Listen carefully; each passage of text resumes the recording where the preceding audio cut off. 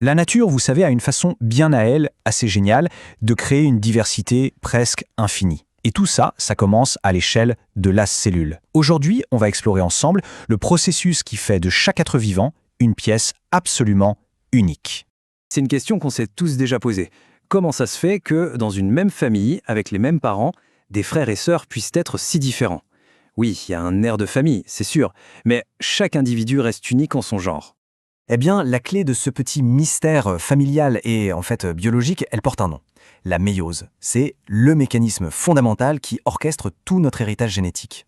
Allez, on plonge dans le vif du sujet. D'abord, qu'est-ce que c'est exactement la méiose? Et pourquoi est-ce que c'est si fondamental que ça?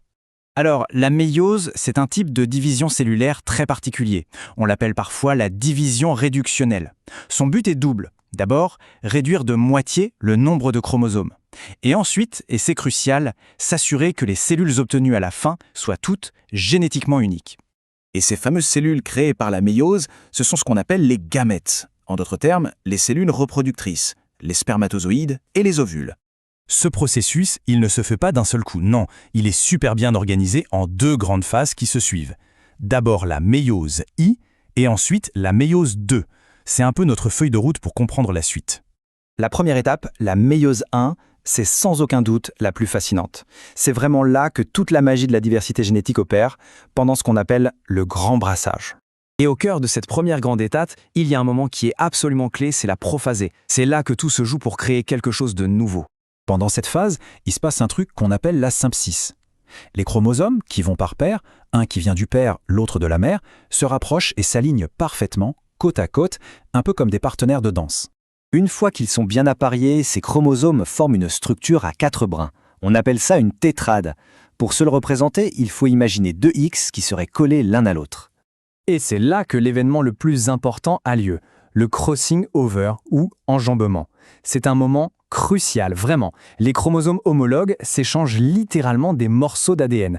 Ils mélangent leurs cartes, créant des combinaisons de gènes complètement nouvelles.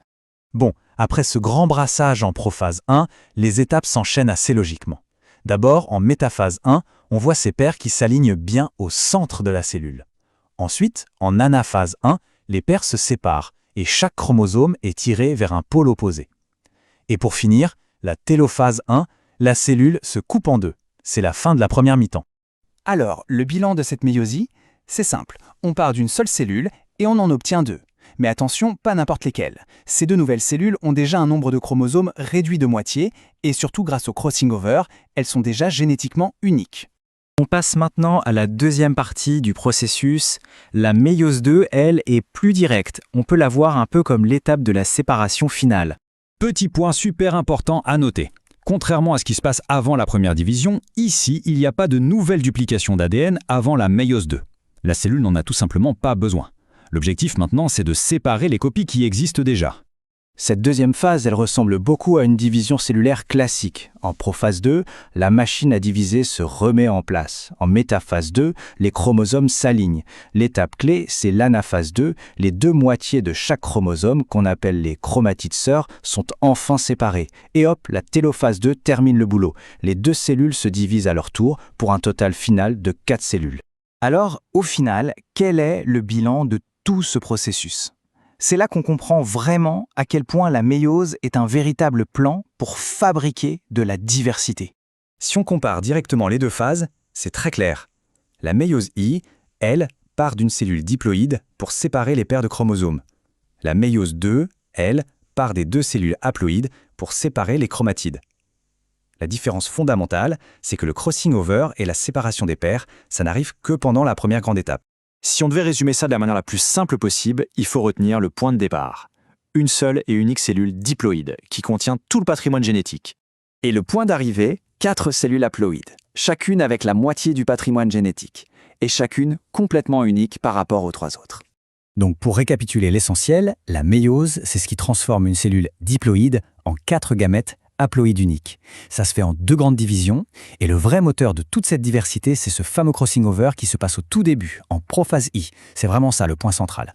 Et cette idée, elle est parfaitement résumée ici.